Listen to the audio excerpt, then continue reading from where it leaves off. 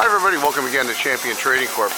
What we're showing you today, this is a TGM automatic tube filler. We're running on jog function right now. There's a number of door safeties that have to be neutralized before we can run on fully automatic. 16 station rotary, diving fill nozzle, hot air seal, agitated hopper as you see running up here.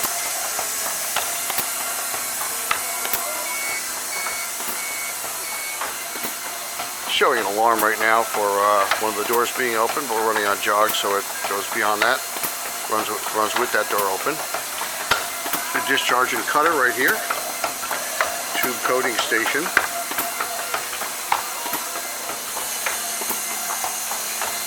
Of course, on the back side of the machine here, you can see the diving nozzle operating. The piston right here on the right. There are two pistons with the machine.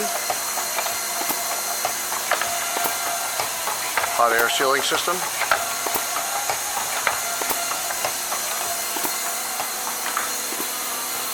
And we've powered up the controls, running on 440 volt, three-phase of course.